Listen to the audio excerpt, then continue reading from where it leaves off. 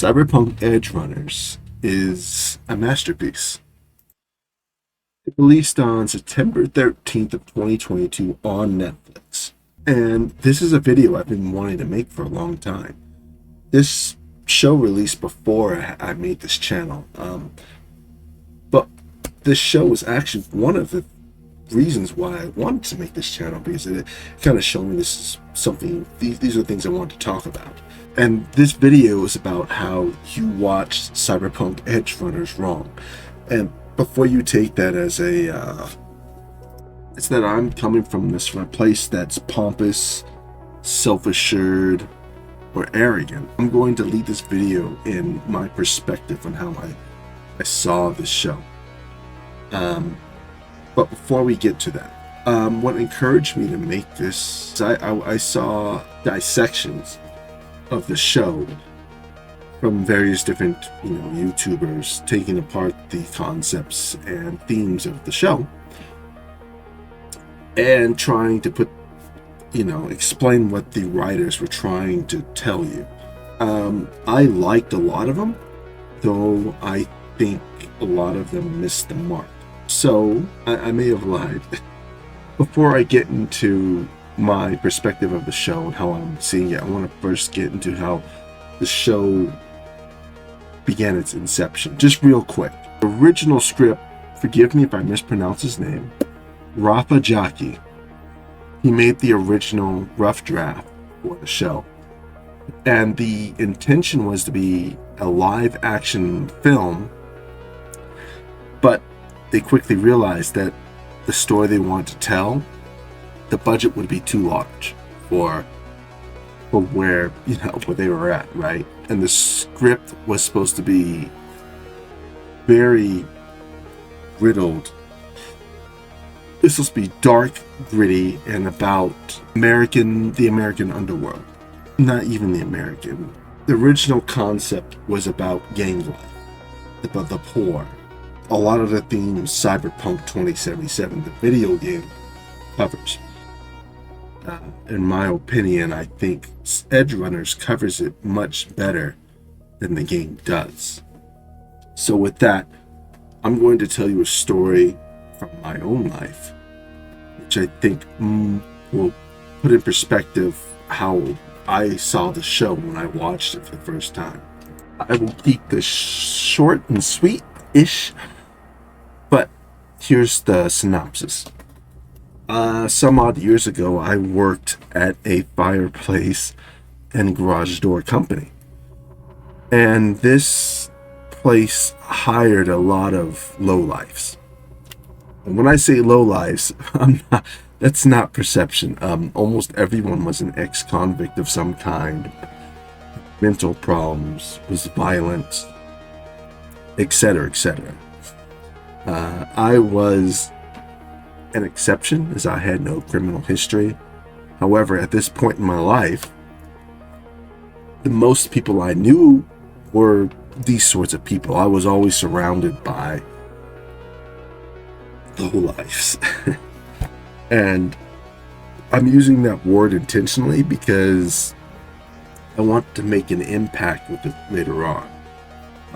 Keep in mind that all the characters in Edgerunners are lowlifes. And I had a lot of conflict at this location because of the people in charge. My immediate supervisor was very intimidated by me for whatever reason. I had no reason to get into it, but he just thought he needed to take me down a couple of pegs. And where I was doing very well in the department that I was in, and I bonded a lot with the people who worked in my department, which for the sake of the story was the fireplace department. Basically what we did was we pulled orders for when the installers came in the morning. We load them up and make sure they didn't take more than they needed, etc., etc. We managed it. We had a door, and each of us were the manager of that door. So driver 3 come up and say, I need X, Y, and Z. I said, no, you need X, Y, and H. And no matter how much he argued or complained, we gave him what he needed. Anyways, my duties, in addition, was I drove like a 36-foot trailer 6 hours away and back once a week, or no, once every other week, and I got supplies for special jobs and the warehouse. At some point, he got into the ear of the warehouse manager and convinced him that I should work in the garage door department, which had the crazies. Like, these people were bad. They were nuts, to say the least. And supervisor, the new guy, he was hired at the same time I was, but he became supervisor in the same time I worked there. This guy was something else. And this is where the story kind of converges. Long story short, he tells to me in private that he will do harm to somebody, and the way he worded it could have been myself or someone part of my old team in the fireplace department. And so he was very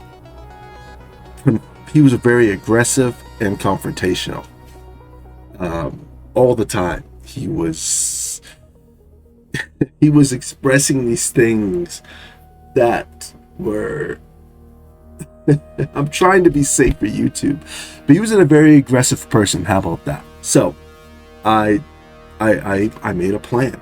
I actually made a plan. I got with my old crew. I said, hey guys, this is what he said. He says he's ready to hurt people at any moment, and he carries things with him that could hurt people at any moment. I say, let's not leave it a chance. Let's bust this guy one way or the other. So we make a plan. They hold up in a place to back me up. I tell him, hey, employee to supervisor, I want to talk to you. I take him to the most exposed area of the warehouse, and I place a tool just in case he takes it to the next level. I confront him. He threatens to hurt me. My backup comes out when he does this and basically confront him with what he said, and he doubles down and says, yep, I'm gonna hurt every last one of you. The prim and proper management of the warehouse hear this, come out, tell him, he's let go. He swears that he's gonna come back and hurt me. The warehouse supervisor, who is one of the prim and proper, I go to him and say, hey, this guy says he's coming back. Basically, long story short, I ask him what's his opinion. He says, no, Mr. Serious, that's a very strong possibility. And he looks me square in the eye and leaves it at that. That's all he says. I get up and walk out. Supervisor of my supervisor, so my supervisor being the guy who threatened to hurt me, his supervisor comes up to me, a lowlife, like the rest of us. I don't exclude myself from this group. I was a lowlife, okay? He says, hey, that guy might come back to hurt you and maybe everyone else. Who knows? He says, I didn't tell you this, but tomorrow, make sure you bring something to defend yourself. Okay. My reason for this whole story is to show you how I watch the show. I guess to kind of give spoilers of how I see the show, is that this situation went as good as it could have been for me. The guy never came back. I never had to hurt the guy when I first confronted him. And I actually left that job to move back home to California with a very high corporate job, basically. I made it. I lucked out. I escaped.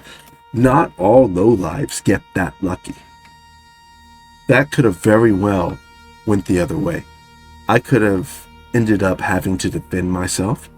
That guy could have ended up coming back and hurting me.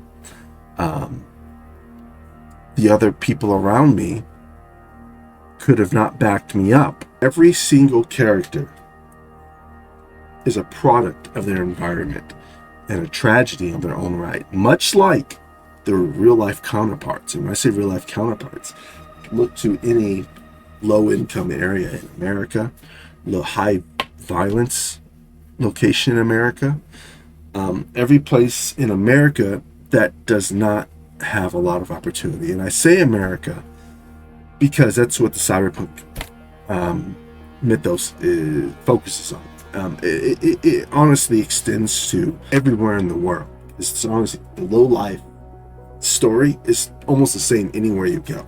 Now, Edgerunners being the tragedy that it is, it leaves a lot of things to interpretation. A lot of things I don't think it has to leave to interpretation. A lot of it should be.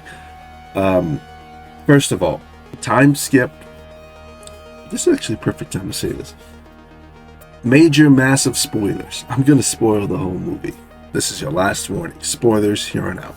Cyberpunk, being the tragedy that it is a unique tragedy because it is not for the everyman to grasp 100%.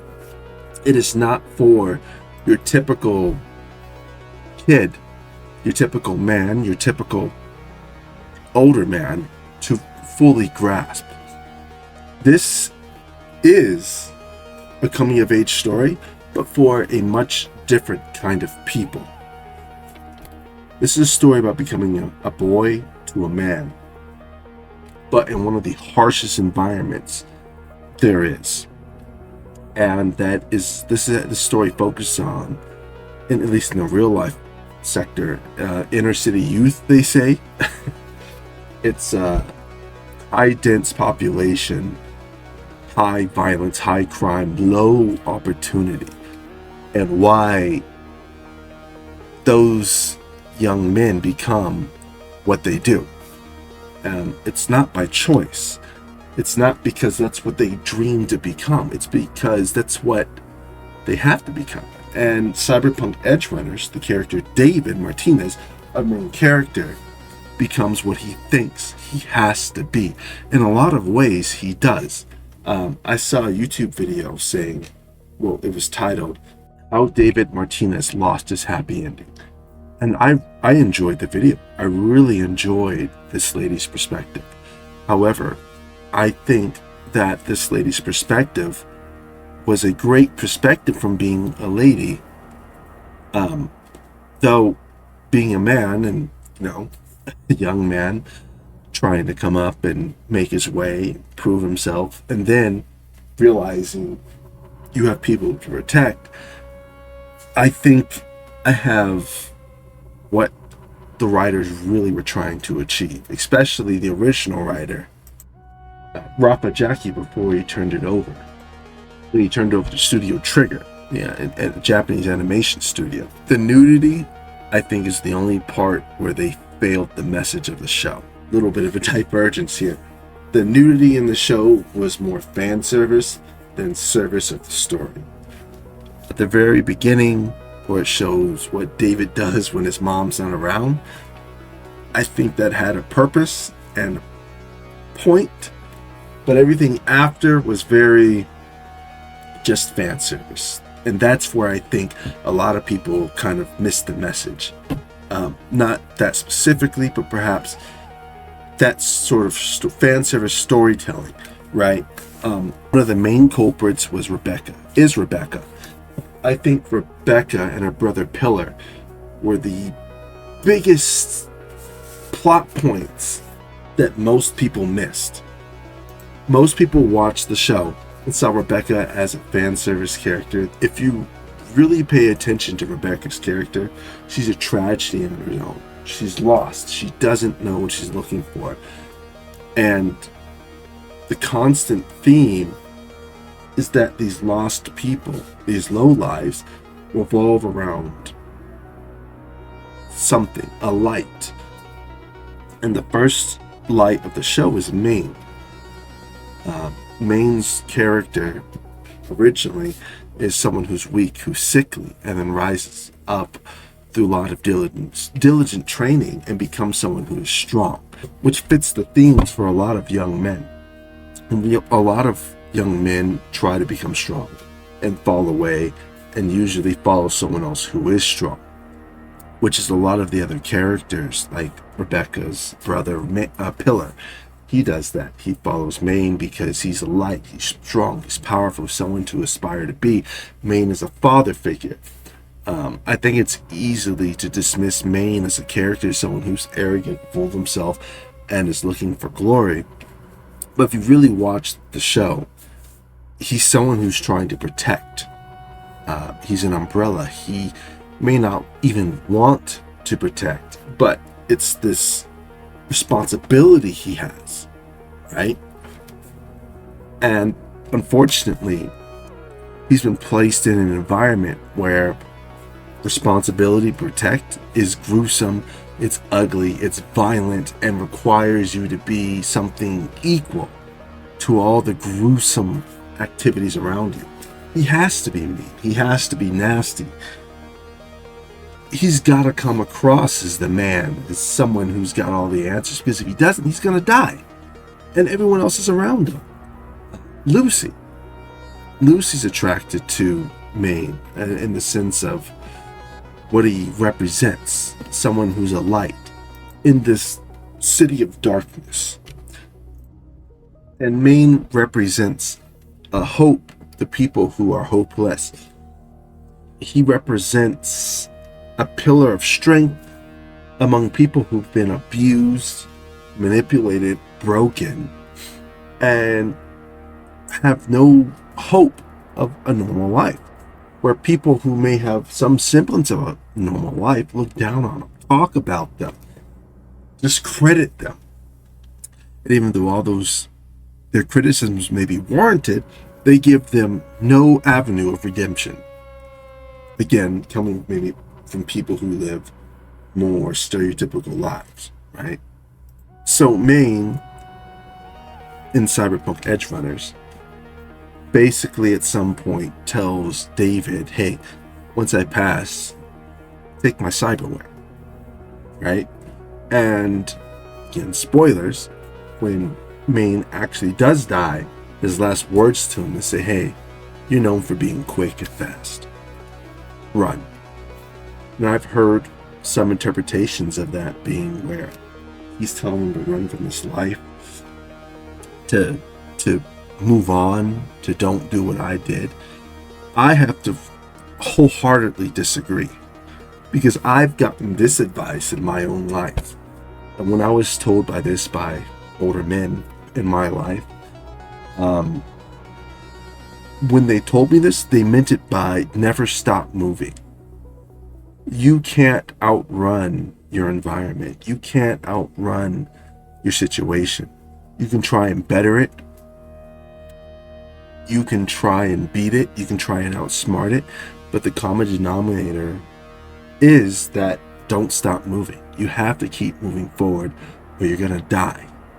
And that's what I really think that message is when Maine is talking to David, giving him his final words. I like to be serious about pop culture and things of fantasy and science fiction.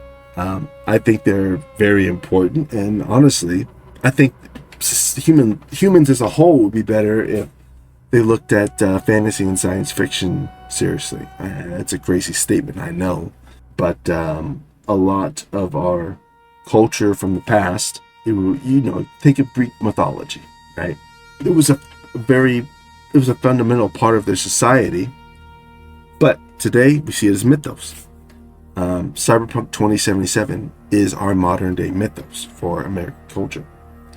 And again, full kudos to Mike Pondsmith.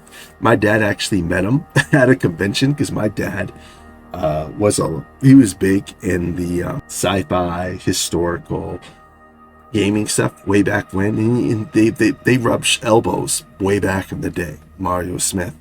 Kudos to Mike Pondsmith. The guy made a great universe, and I think a lot of the stuff he was trying to tell through his role-playing system was great stuff. If you haven't played it, the original Cyberpunk, I think you should. Anyways, I've ranted on long enough. Later days, guys.